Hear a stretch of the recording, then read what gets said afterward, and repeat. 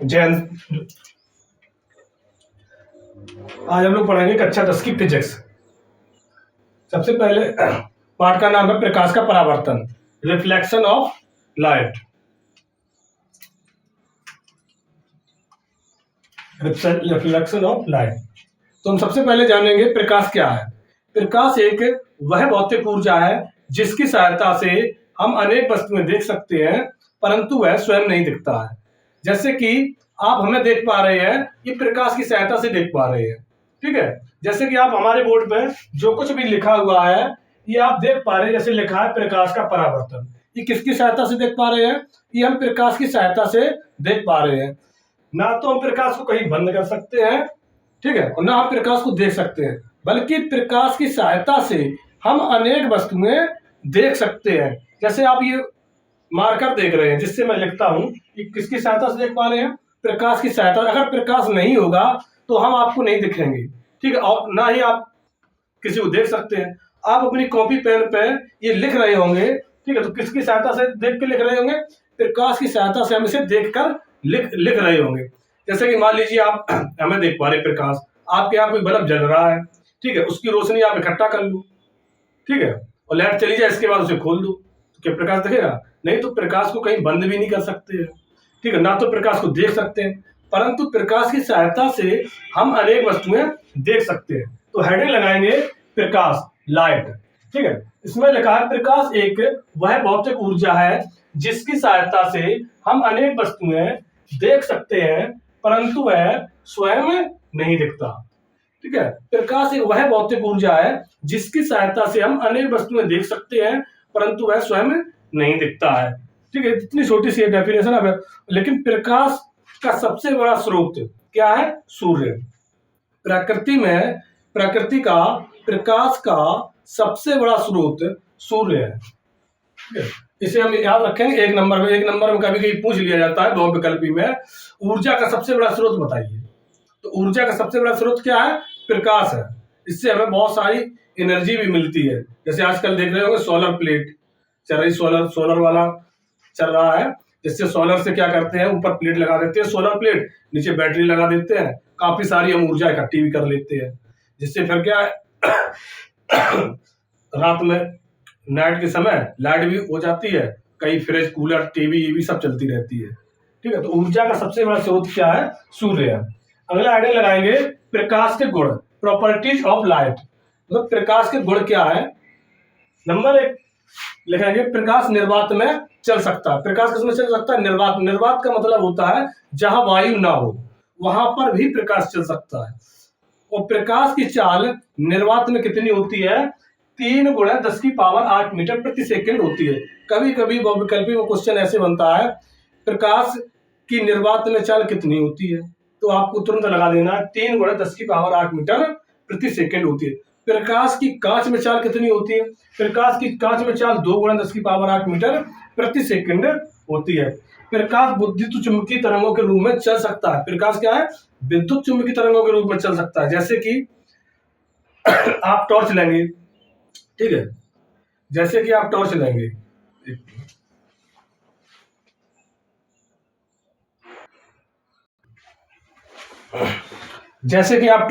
Torch में क्या होता है? सेल होता है, तो इसे हम ऐसी बटन दबाएंगे तो प्रकाश बहुत दूर तक चला जाएगा।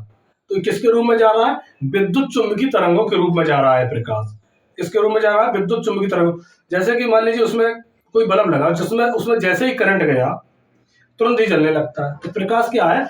विद्युत चुंबकीय तरंगों के रूप में चल सकता है। प्रकाश क्या है? विद्युत चुंबकीय तरंगों के रूप में चल सकता है।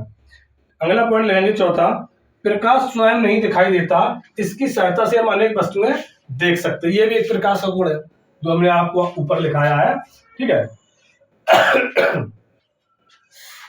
5वां लिखेंगे प्रकाश एक सीधी व सरल रेखा में चल सकता है। प्रकाश क्या है?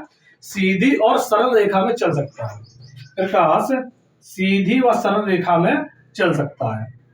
ठीक है, प्रकाश सीधी व सरल रेखा के रूप में चल सकता है। जैसे कि मान लीजिए आपने टॉर्च ली, आपने जैसे ही लाइट जलाई तो एकदम सीधी जाएगी, ना कि वो टैडी ऐसी इधर से होके फिर इधर सामने जाएगी, ऐसे ऐसे नहीं जाएगी। प्रकाश की आपने टॉर्च मान लीजिए जलाई, ठीक है, ये रोशनी निकली तो ये सीधी ही जाएगी, ना कि वो ऐसे जाएगी, यहाँ टॉर्च से निकली ऐसी हो जाएगी फिर ऐसे हो जाएगी, ऐसी नहीं। तो प्रकाश क्या है? प्रकाश एक सीधी व सरल रेखा में चल सकता है। अगला पॉइंट देखते हैं, प्रकाश चमकदार तल पर परावर्तन होता है। प्रकाश का क्या है? चमकदार तल पर परावर्तन होता है। अगला आइडिंग आपका प्रकाश का परावर्तन ही होगा, जो आप आगे समझ लेंगे, ठीक है। अभी आप इसको नोट कर लेंगे, प्रकाश का चमकदार तल पर क्या होता है? परावर्तन होता है, ठीक है। अगली आइडिंग लगाएंगे, प्रकाश की तरंग दैर्घ्य 3900 एंगास्ट्रॉम से, प्रकाश की तरंग दैर्घ्य 3900 एंगास्ट्रॉम से 7800 एंगास्ट्रॉम तक होती है। ये काफी बार क्वेश्चन पूछा गया है बहुविकल्पी में। तो प्रकाश की तरंग दैर्घ्य कितनी होती है? 3900 एंगास्ट्रॉम से 7800 एंगास्ट्रॉम तक होती है। अगला पॉइंट लिखेंगे, प्रकाश पारदर्शी माध्यम जैसे कांच, वायु आदि से गुजर सकता है। प्रकाश क्या है?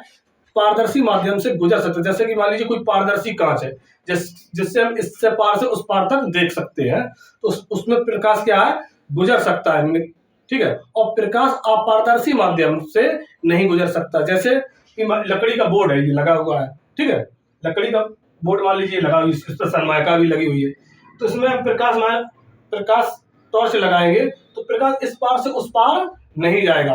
तो अगर प्रकाश इस पार से उस पार नहीं जाता है तो हम इसे कहते हैं अपारदर्शी माध्यम। तो प्रकाश क्या है? अपारदर्शी माध्यम से मैं नहीं चल सकता है। और पारदर्शी माध्यम हो तो चल सकता है। जैसे कि मान लीजिए कोई कांच लगी हुई है, कोई ग्लास, और इस साइड से हम उस साइड देख सकते हैं, तो प्रकाश भी इस तरफ से उस तरफ चला जाएगा, तो इसे कहते हैं पारदर्शी माध्यम। क्या कहते हैं? पारदर्शी माध्यम। तो प्रकाश क्या है? पारदर्शी माध्यम में चल सकता है। जैसे कि कांच हो गई, वायु होगी, मान लीजिए यहाँ हवा है तो प्रकाश चल सकता है, कांच है इस तरफ से उस तरफ निकल सकता है। लेकिन अपारदर्शी अगर माध्यम है तो नहीं निकल सकता है। जैसे कि मान लीजिए ये बुक है, ये बुक है, इस तरफ से हम टॉर्च लगाएंगे, इस तरफ रोशनी नहीं आएगी, ठीक है। तो ये क्या है? अपारदर्शी है। जैसे लकड़ी हो गया, लोहा हो गया, ये क्या होते हैं? ये अपारदर्शी होते हैं, ठीक है। तो प्रकाश क्या है? पारदर्शी माध्यम में चल सकता है, अपारदर्शी माध्यम में नहीं चल सकता है। प्रकाश की तरंग दैर्घ्य 3900 एंगास्ट्रॉम से 7800 एंगास्ट्रॉम तक होती है। प्रकाश चमकदार तल पर परावर्तन होता है। प्रकाश की निर्वात में चाल 3 × 10⁸ मीटर प्रति सेकंड होती है। प्रकाश की कांच में चाल 2 × 10⁸ मीटर प्रति सेकंड होती है। आपको सारा समझ में आया होगा, ठीक है। एक बार इसे नोट कर लेंगे वीडियो रोक करके, ठीक है।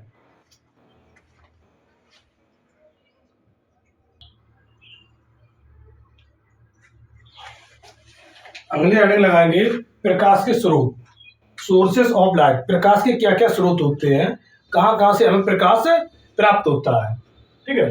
प्रकाश में विभिन्न प्रकार के प्राकृतिक तथा मानव निर्मित स्रोतों से प्रकाश प्राप्त होता है। हमें कितने प्रकार से प्राप्त होता है प्रकाश? 2 प्रकार से प्राप्त होता है प्रकाश। पहला प्राकृतिक रूप में, दूसरा मानव निर्मित रूप में प्रकाश प्राप्त होता है। वो कैसे कैसे होता है, ठीक है। जैसे कि आप देख सकते हैं, इसमें लिखा है प्रकाश हमें विभिन्न प्रकार के प्राकृतिक तथा मानव निर्मित स्रोतों से प्राप्त होता है, ठीक है। अगर मान लीजिए आपसे क्वेश्चन पूछ दिया जाए बहुविकल्पी में, प्रकाश कितने स्रोतों से हमें प्राप्त होता है? 2 स्रोतों से। कोई अगर प्राकृतिक स्रोत बताइए, जैसे सूर्य हो गया, चंद्रमा हो गई, तारे हो गए, ये कौन से स्रोत है? ये प्राकृतिक स्रोत है, ठीक है। अगर मानव निर्मित या कृत्रिम जो बनाया गया है, ठीक है, जैसे कि विद्युत बल्ब क्या हो जाएगा? ये कृत्रिम या मानव निर्मित, ये मनुष्य ने बनाया है, ठीक है। और ये क्या है? जो सूर्य है, जो सूर्य और ये तारे, ये हमें कहां से? प्राकृतिक, ये पहले से ही उपस्थित है, इसको मानव ने नहीं बनाया, इसीलिए इसे क्या कहते हैं? प्राकृतिक स्रोत कहते हैं। कौन सा स्रोत कहते हैं?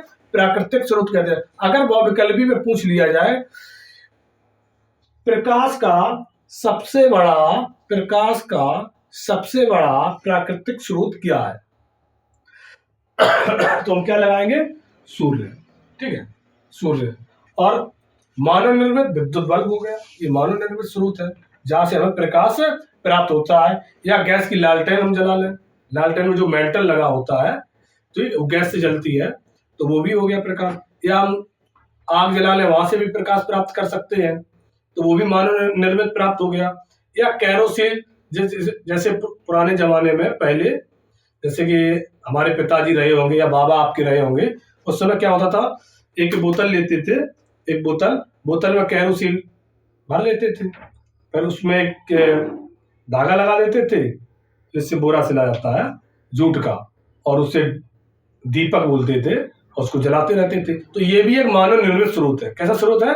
मानव निर्मित स्रोत है। ठीक है। अगला आइडिया लगाएंगे प्रदीप्त वस्तुएं। कौन सी वस्तुएं? प्रदीप्त वस्तुएं। लगे आप सब पढ़ ही लेते हैं प्रकाश के बारे में। प्रकाश, ठीक है, अगर प्रकाश पढ़ रहे हैं तो सब कुछ प्रकाश के बारे में पढ़ लेते हैं। ठीक है, तो लगाएंगे प्रदीप्त वस्तुएं।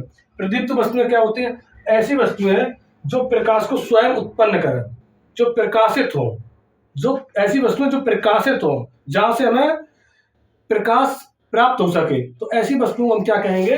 प्रदीप्त वस्तुएं कहेंगे। जैसे सूर्य हो गया या विद्युत बल्ब हो गया। ठीक है, जैसे सूर्य और विद्युत बल्ब, सूर्य और विद्युत बल्ब, यहां से हमें क्या प्राप्त होता है? प्रकाश। ठीक है। अप्रदीप्त वस्तुएं कौन होती हैं? अप्रदीप्त वस्तुएं वे होती हैं जहां से हमें प्रकाश उत्पन्न नहीं होता या हमें वहां से प्रकाश प्राप्त नहीं हो सकता कभी भी। तो कैसी वस्तुएं कहलाएंगी? अप्रदीप्त वस्तुएं कहलाएंगी। जैसे कि मान लीजिए मेज हो गया, कुर्सी हो गया, या ये बॉडी हो गया, यहाँ से क्या मुझे प्रकाश मिलेगा? नहीं मिलेगा ना प्रकाश। मार्कर से प्रकाश मिलेगा? नहीं मिलेगा। ये क्या हो गया? अप्रदीप्त वस्तुएं होंगी। कैसी वस्तुएं होंगी? अप्रदीप्त वस्तुएं होंगी। तब तक को आप इसे नोट कीजिए। ठीक है। वीडियो ये लिख मैं पहले इसलिए देता हूं ताकि वीडियो छोटा बने और इसे अपलोड करने में कोई परेशानी ना हो। नहीं तो आपका समय बर्बाद नहीं करना चाहते। दुगना समय जितना समझाने में लगता है उतना ही लिखने में लगता है, तो इसे मैं पहले ही लिख लेता हूं, इसके बाद मैं वीडियो बनाता हूं। ठीक है, इसे वीडियो को लिख लें, वीडियो रोक करके। अगली हेडिंग लगाएंगे प्रकाश का परावर्तन। ठीक है, आपको कंफ्यूज नहीं होना है प्रकाश के परावर्तन और अपवर्तन में। ठीक है, बच्चे यहाँ पे कंफ्यूज हो जाते हैं प्रकाश के परावर्तन और अपवर्तन में। इसीलिए मैं आपको पहले प्रकाश का परावर्तन, पूरा प्रकाश का परावर्तन मैं पहले पढ़ाऊंगा, परावर्तन के बारे में। इसके बाद ही मैं अपवर्तन को लेके आऊंगा। ठीक है, यहाँ तक कि इसके न्यूमेरिकल भी पहले ही मैं लेके आऊंगा। इसके बाद प्रकाश के अपवर्तन के लेके आऊँ, के न्यूमेरिकल लेके आऊँ। ठीक है, तो अगली हेडिंग लगाएंगे प्रकाश का परावर्तन। इसे इंग्लिश में कहते हैं रिफ्लेक्शन ऑफ लाइट। तो प्रकाश का परावर्तन क्या होता है? जब कोई एक आपतित किरण, जब कोई एक आपतित किरण, एक बार इसे सुन लेंगे, इसके बाद मैं आपको समझाऊंगा। जब कोई एक आपतित किरण किसी एक माध्यम से चलकर किसी दूसरे माध्यम की चमकदार, कैसी चमकदार सतह से टकराकर वापस उसी माध्यम में लौट जाती है, तो इसे हम प्रकाश का परावर्तन कहते हैं, या रिफ्लेक्शन ऑफ लाइट कहते हैं, इंग्लिश में कह सकते हैं इसे। तो सबसे पहले क्या है कि आपतित किरण, पहले हम आपतित किरण को समझते हैं, एक माध्यम को समझते हैं, फिर दूसरे माध्यम को समझते हैं, फिर प्रकाश का किरण का वापस लौटना को देखते हैं क्या होता है। ठीक है, तो हम एक चित्र बना के समझते हैं। ठीक है, एक इमेज बनाते हैं। ये क्या है? कोई एक चमकदार सतह है। ठीक है, आप लोग देख लेना, ये एक चमकदार सतह है। ठीक है, ये क्या है? कोई एक चमकदार सतह है। तिरछी बनी, चलो सीधा कर लेते हैं। कहाँ बनाते? यहीं बनाते। ये है चमकदार सतह। ठीक है, और इसके नीचे मैंने क्या कर दी? पॉलिश।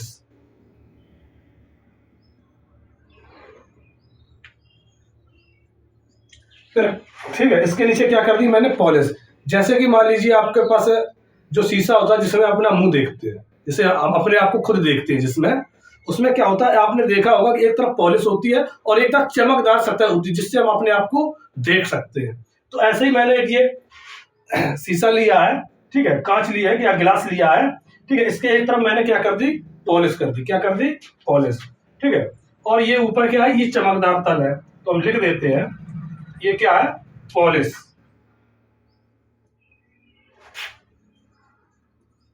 पॉलिश। ठीक है, ये पॉलिश है, और ये क्या है? चमकदार सतह है। ये क्या है? चमकदार सतह, चमकदार सतह। ठीक है, अब मान लीजिए क्या है, मैंने आपको बताया है जब कोई एक आपतित किरण किसी एक माध्यम से चलकर, ठीक है, जब कोई एक आपतित किरण का मतलब हुआ आने वाली किरण। ये मान लीजिए कोई प्रकाश की किरण आई, ये ठीक है, जब कोई एक आपतित किरण किसी एक माध्यम से चलकर, ये कोई एक माध्यम है, यहां से एक प्रकाश की किरण चली, इसका नाम क्या है, आपतित किरण। मैंने पहले रख दिया, ये क्या है, आपतित किरण।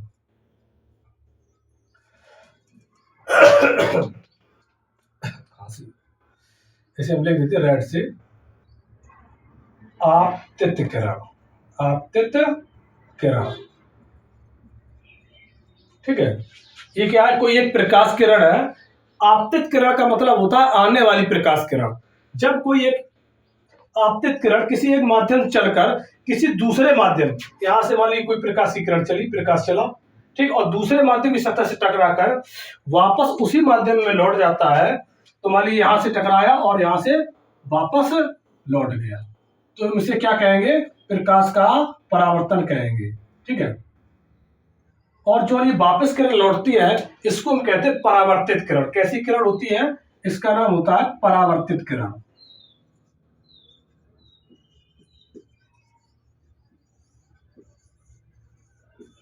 परावर्तित किरण, ठीक है।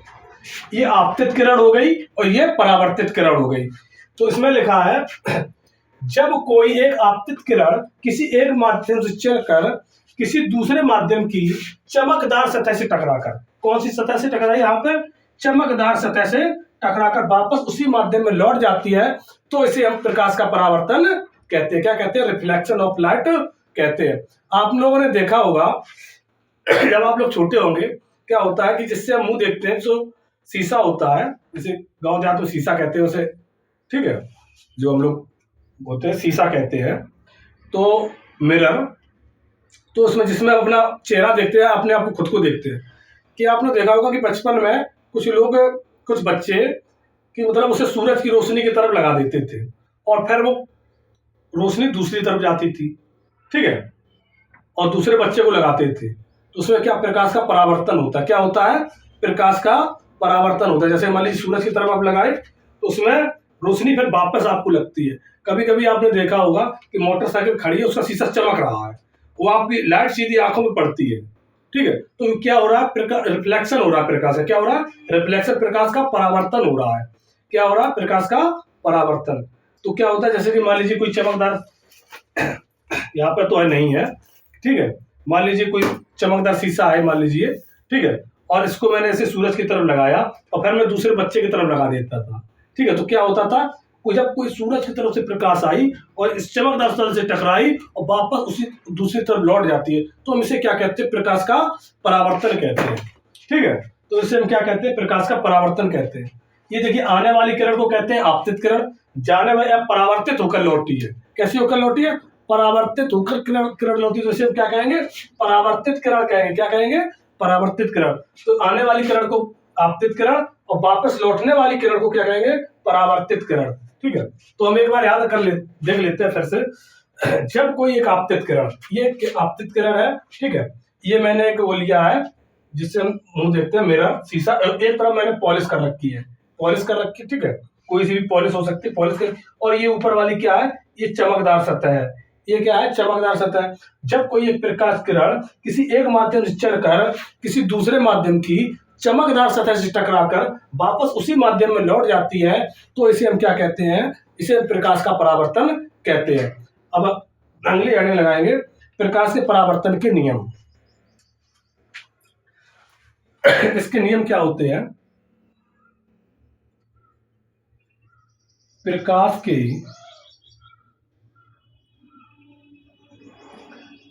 परावर्तन के नियम, ठीक है, इसे हम इंग्लिश में कहते हैं लॉ ऑफ रिफ्लेक्शन। क्या कहते हैं, law of reflection, law of, spelling लिख लेंगे, रिफ्लेक्शन कहाँ लिख देते हैं, चलो यहाँ लिख देते नीचे।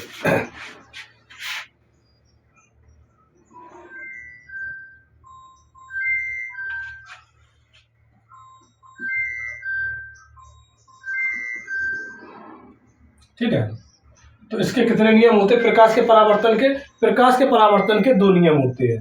यहाँ लिख लेंगे प्रकाश के परावर्तन के, एक मिनट,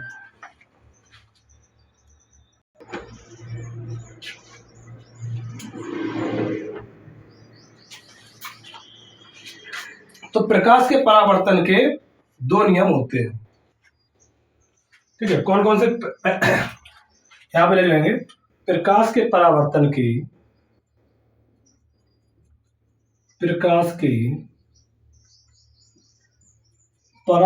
के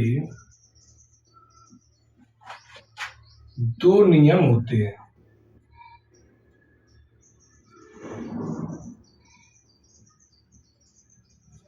प्रकाश के परावर्तन के दो नियम होते हैं। कौन कौन से दो नियम होते हैं? प्रथम नियम, हेडिंग लगाएंगे प्रथम नियम, फर्स्ट लॉ, प्रथम नियम, हेडिंग लगाएंगे प्रथम नियम। ठीक है, इसमें क्या है कि हम एक बीच में अभिलंब खींच देते हैं। ठीक है, या इसे हम क्या नाम देंगे? अभिलंब। इससे हम क्या कहेंगे? अभिलंब।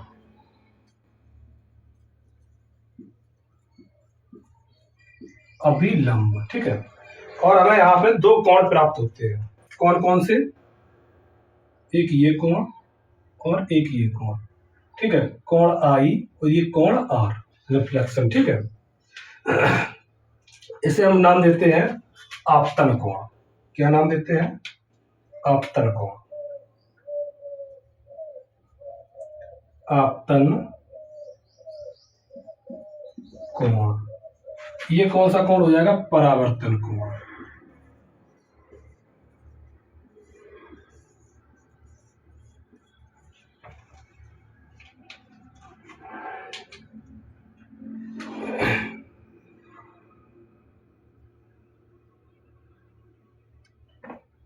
ठीक है, ये परावर्तन बिंदु, कौन सा बिंदु हो जाएगा? इसी का नाम परावर्तन बिंदु। ठीक है, अब इसका प्रथम नियम क्या होता है? ठीक है, आपतन कोण को कोण आई से दर्शाते हैं, परावर्तन कोण को कोण आर से दर्शाते हैं। ठीक है, तो इसमें प्रथम नियम क्या होगा? आपतन कोण और परावर्तन कोण दोनों आपस में बराबर होंगे। कैसे होंगे? तो यहां पे लिखेंगे प्रथम नियम, आपतन कोण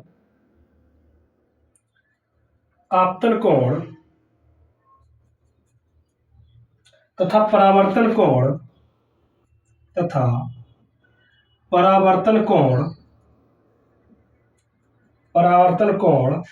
दोनों आपस में बराबर होंगे। दोनों आपस में बराबर होंगे।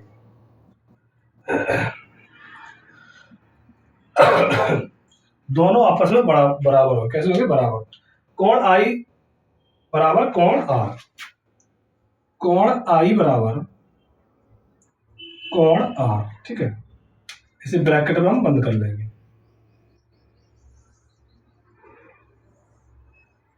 ठीक, तो प्रथम नियम क्या है? आपतन कोण और परावर्तन कोण दोनों आपस में कैसे होंगे? बराबर होंगे। कोण आई बराबर कोण आर। ठीक है, अब अगली हेडिंग लगाएंगे द्वितीय नियम। द्वितीय नियम, द्वितीय नियम क्या है? द्वितीय नियम क्या है? आपतित किरण, परावर्तित किरण और अभिलंब तीनों एक ही बिंदु पर होंगे। ठीक है, एक ही बिंदु पर होंगे।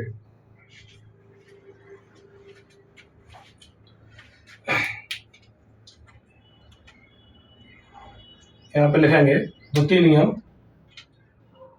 आपतित किरण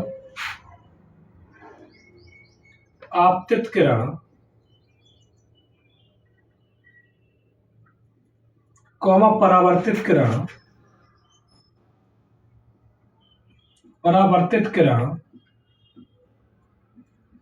तथा अभिलंब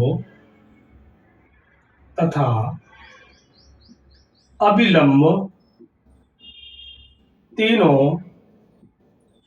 एक ही एक ही तल तथा बिंदु पर होंगे,